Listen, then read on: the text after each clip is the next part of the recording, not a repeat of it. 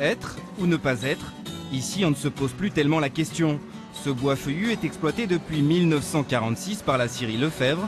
Elle en est même devenue le leader français. On ne scie ici que du hêtre.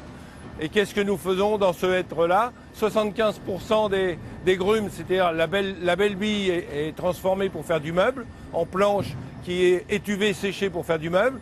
Et la pointe, la cime de l'arbre qui est de moins bonne qualité, nous la scions pour faire des palettes de manutention. Créée après-guerre, l'entreprise familiale fait peau neuve en 2013.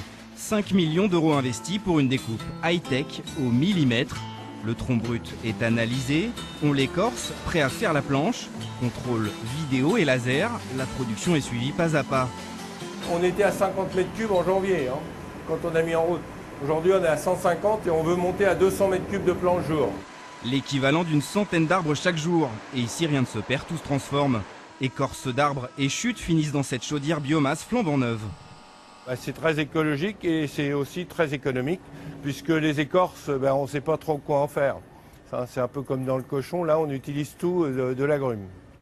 Même les cendres servent ensuite pour de l'épandage. La chaudière filtrée ne rejette aucune particule fine et alimente les étuves qui sèchent ce bois fragile. Un bois 100% normand acheté à l'Office des forêts pour aller ensuite un peu partout dans le monde.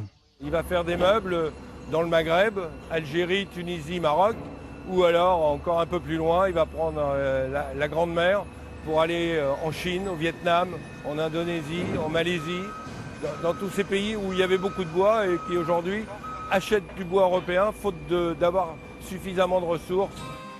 L'export, c'est désormais 80% des débouchés. Dans un marché concurrentiel, sa scierie grignote des parts. Il le dit lui-même, Alain Lefebvre touche du bois.